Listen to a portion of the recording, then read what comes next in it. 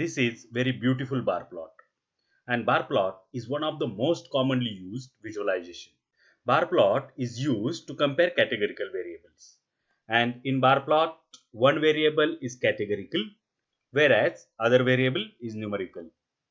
This plot ranks the categorical variable as per the value of numeric variable. Going to perfect bar plot is not a straightforward journey. We have to pass through many stages. Like this is the first stage. Then we have colored the plots. Then we have colored the bars in different colors according to the variable. We have stacked the bars to show the subgroups. Then this is the grouped bar plot.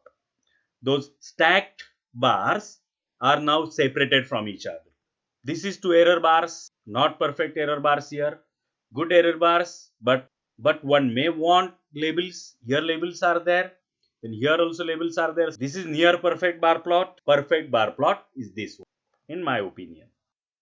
Hello friends, welcome to using R for data visualization GGplot2, and here we are discussing visualization of ranking of the variables using bar plot.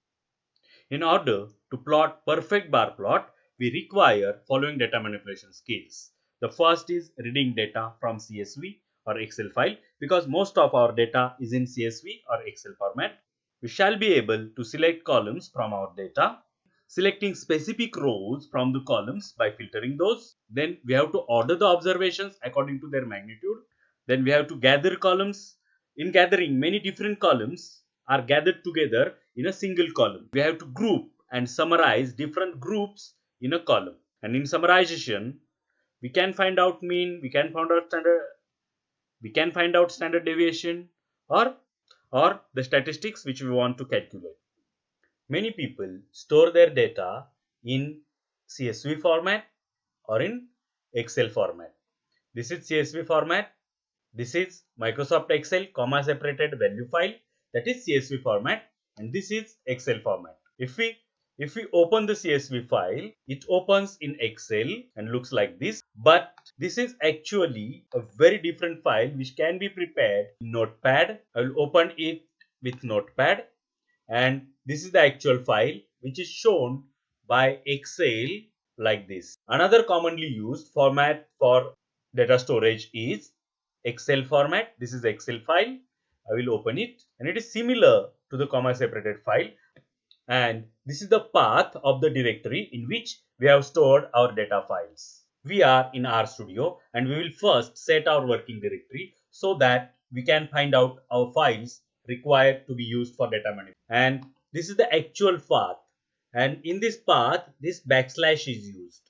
When we set working directory, as argument we have used this string, and in this string this backslash is replaced with the forward slash. I will run this, and to test whether my working directory set correctly or not, I will use this function get working directory, and here in console we can see that our working directory is proper one, correct one. Before starting to discuss bar plot, we will learn these data manipulation skills: reading data from CSV or Excel file. Then we will learn selecting columns, filtering columns, then ordering observations, then gathering columns, and then grouping and summarizing the variables. Let's start with reading CSV file, and we are storing our data into this data frame named df. df is equal to read.csv. This is the function which will read CSV file, and as argument we have provided name of the file. I will run this, and this has been read as seen here in console. I will visualize first 6 rows of data using this head function. There are 5 variables, 4 are numerical variables, and this spaces variable is the categorical variable. We can see the summary to know more about the data. We can see the structure also to explore further. Using read.xlsx function, we can read XLS file also, and I will read that into df1. df1 is equal to read excel.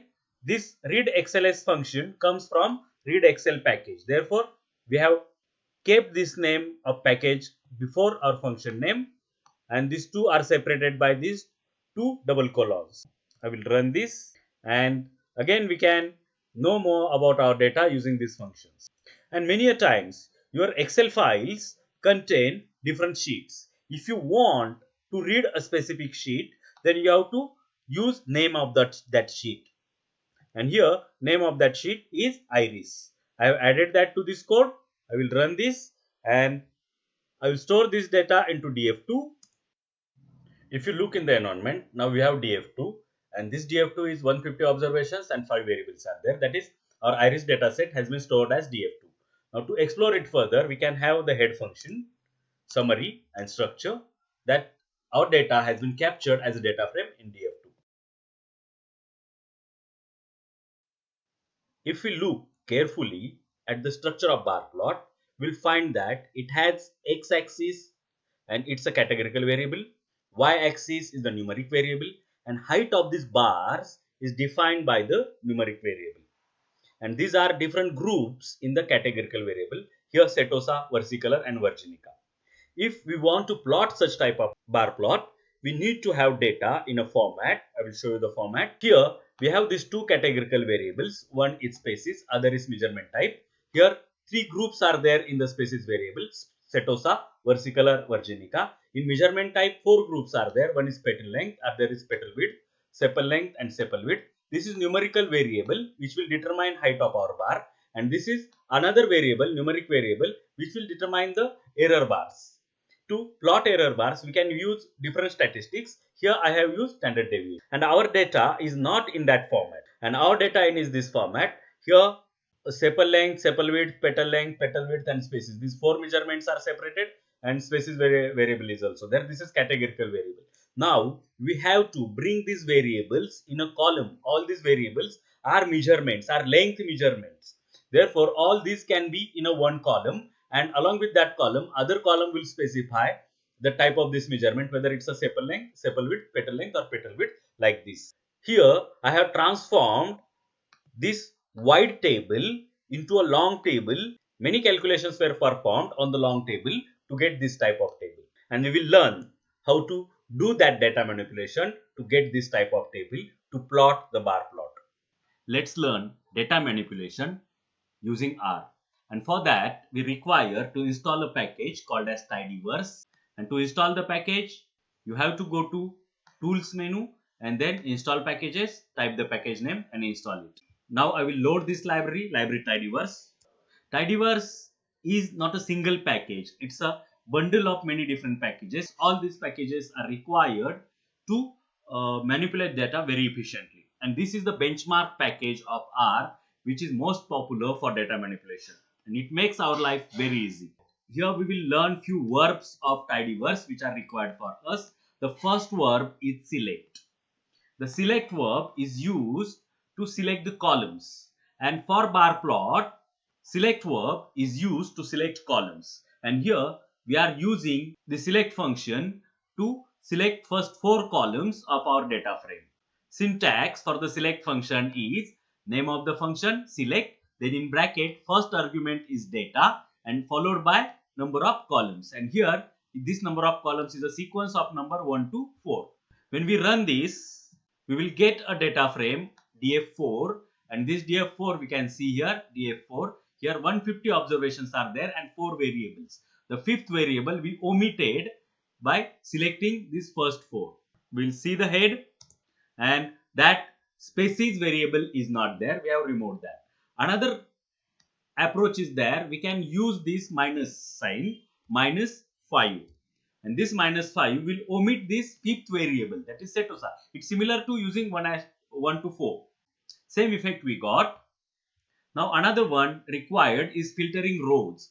We need to select some rows which follow our criteria. Here that syntax is filter, and after filter df, first argument is data, that is df. Second argument is the filter is from species variable. Species is equal to setosa.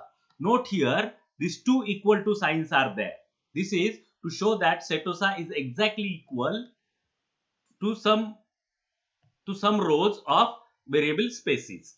I will run this, and if you want to see what is there in df setosa, and here only the space data corresponding to species setosa is there. We'll see entire data frame and this shall have 50 rows. df setosa shall have 50 rows because we have selected setosa only, and these 50 rows are there. Select and filter variables are very essential variables for manipulation of data. Another approach, now another thing required for data manipulation is gathering columns together. Now here in this data frame we have 4 numeric variables, and these numeric variables correspond to measurement length. It's the same measurement length. Now we can have these in a single column, that sepal length 6.3, sepal width 3.3, like this. For that we require to gather all these 4 columns in a single column. Now look here, we have this df long data frame. We will assign it the gather function, argument df we have provided, that is the data frame, and measurement type is the column in which these 4 variables will be gathered. These names will be there. In length these values will be there. 1 to 4 columns will gather into this measurement type. I will run this, and by example you will understand more. I will see the head. Now here you can see that species column is there. We have asked it to gather all those 4 columns into measurement type. That's there. Sepal length, sepal length, sepal length, these are the measurement type. And length, the values of these observations are in the column length. This is the key in which our column names will be there, and this is the column in which our values belonging to that key will be there. And the fourth argument of this is this 1:4 number of columns which we are gathering together. And if we see the entire data frame, now it will be very long data frame. 600 observations are there because we have collected observations from 4 columns together, and these 600 observations are there. Setosa, petal length, petal length, petal length. This setosa will go to the 200 observations. In Virginica also sepal dot width, those are there. This long table is very much required for us to plot the bars. Therefore, these 3 variables, select, filter and gather, are very important to get the data table necessary for plotting bar plot. Now, we need to calculate mean of petal length of setosa and standard deviation of petal length of setosa. And for all those, petal width of setosa, sepal length of setosa, all those measurement types, we need to calculate their means. And if you go on calculating means of those 50 observations of each measurement type, then it will be very laborious and time consuming. Therefore, we will automate this task by using group by and summarize functions from the tidyverse package. To get the data in required format, we have to group species and we have to group by measurement types also. Here we will learn the group by function just by grouping according to species. And syntax of group by function is group underscore by, in bracket first argument is the data frame, and here our data frame is df long, that is long data frame which we prepared, and the second argument is the variable by which we are carrying out the grouping. I will run this and we will see the head to see whether grouping has taken place or not. And here it's evident that grouping has taken place. We'll see the data frame also, and in this data frame also we can see the grouping. Setosa, sepal length is there. 50 sepal lengths will be there with setosa. Then versicolor sepal lengths are there. But this is not sufficient. We need to group it by using measurement type also as grouping variable. And for that, here we are using this syntax. Group by is equal to df long, that is data. Then we are grouping by using species variable, and second variable which we are using for grouping is the measurement type. I'll remove this first and I will run this code only. And this is the grouping by variable also. Setosa sepal length is there, and we'll see the entire data frame also for grouping. And this setosa sepal length is together, and all sepal lengths are together now. We have used another facility from this tidyverse package. This is the pipe operator. This percent, then greater than percent, is called as pipe operator. We are using this pipe operator along with this group by command, and this pipe by operator will apply this function, summarize function, to the data frame obtained by using this function, group by function. Here the syntax for summarize function is summarize, then the function which we want to summarize, here we have to include data frame because the pipe function will bring the data frame for us. And if we use summarize function in isolation, then we need to put data frame name here. But as we are using pipe operator, we don't need that data frame name here. We are applying the function mean is equal to mean of length and standard deviation is equal to standard of length. And all the means of all those different groups will be calculated here by this mean function, and all standard deviation belonging to all different groups will be calculated by this function, and we will get a data frame of all those grouped calculations. I will run that and we'll see the data frame, and here we can see that Setosa petal length mean is calculated, standard deviation is calculated. Setosa petal width mean is calculated, standard deviation is calculated. We will see the entire data frame, and this is the data frame which we want. And we have got the data format, we have got our data in the format which we require.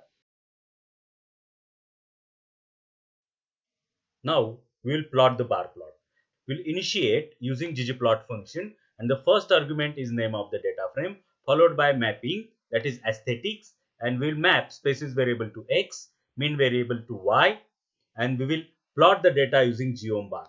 I will run this. We'll visualize the graph, but it shows that it's error. Stat count can only have an x or y as we have two variables here as x-axis and y-axis. We can't use stat count, which is default of geom bar. Here we will include stat is equal to identity. Actual values will be used to plot height of the bar, and we'll run this command.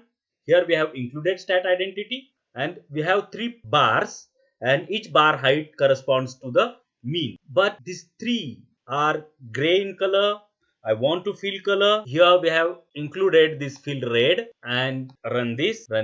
Fill color is there. Now we'll map any variable, here species variable, to this fill attribute by using this argument. Here fill is equal to species, and when we run this command, these three species have different color, and legend is also there. Now we will make this as stacked bar plot. Along, instead of filling it with species, we'll fill it with measurement types, and as we have four groups in measurement types, we'll have four bars for each of these three species. I will run this, and these four bars are stacked above each other. This is for sepal width, this green is for sepal length, then this another shade of green is for petal width, and this is for petal length. But this graph is not much informative as it is stacked above each other. We will make it grouped bar plot just by changing this position is equal to dodge. In geom bar, we will use argument position is equal to dodge. I will run this, and now we have the grouped bar plot. Earlier bar plot, here this bar plot. This bar plot is called as stacked bar plot, whereas this bar plot is called as grouped bar plot. And now we have the bar plot, but many a times we require error bars because we have the repeated measurement. To get error bars, this geom error bar command is used. And here geom error bar aesthetics mapping is y minimum is equal to mean minus standard deviation, and y maximum is equal to mean plus standard deviation. Here these error bars will be plotted. I will run it. Error bars are there, but these are not satisfactory. We will customize those by using the width. We will make those narrower. I will run this, and narrower bars are there, but still narrower error bars are above each other. These are stacked error bars. To make those above each of their corresponding bar, we will use the position dodge, and here that is added, position is equal to dodge. And here I have included size argument also to make this line slightly bigger. I will run this, and now conspicuous error bars are there, and those error bars are at the middle of their corresponding column. And here I have used this position dodge 0.9 to make this at this position. If we omit this position and omit this 0.9, then our bars will not be at this position. Try this on your own. We'll move further. I will change transparency of that. Here I have included alpha is equal to 0.3. Remove this very opaque black color, and slightly transparent error bars are there. This is acceptable one. Ideal, in my opinion, ideal bar plot. Sometimes many people need labels above the bar also to make those more informative, and for that we will include this label is equal to mean in this aesthetics of ggplot. We'll run this, but still labels have not got printed because we haven't included this geom text for the label. And for geom text also, position dodge argument we are using to make those appear above their corresponding bars. I will run this, and these labels are there at top of each bar, but we don't want those at top. We want to move those slightly away from their bars, and for that we'll add that vertical justification, or v just is equal to -1. I will run this, and the error bars are vertically above their corresponding bars. Now we will slightly move those away from their top by using justification or h adjustment. Here I have included that h adjustment is equal to 1.2, and I have made many trials and errors to get this correct. And now this is the bar plot with errors with their labels also. And if we change the theme by using theme underscore classic, here there's theme underscore classic, this graph will become more beautiful. We will try this theme black and white also. Instead of theme classic, I have typed here theme underscore black and white. I will run that, but these labels are making it more cluttered. I will remove the labels. Label argument has been removed, and here geom text is also removed. I will run this, and this is the perfect bar which we want. Sometimes many people require this axis to get flipped because these axis labels may overlap each other if too many labels are there. This can be solved by using chord flip. Here I have included this chord flip argument there, plus followed by chord flip. I will run this, and this is the bar. That's all for bar plot. It's a long video, but worth to learn. Bar plot is the most common data visualization for one categorical variable mapped with one numeric variable. Thank you.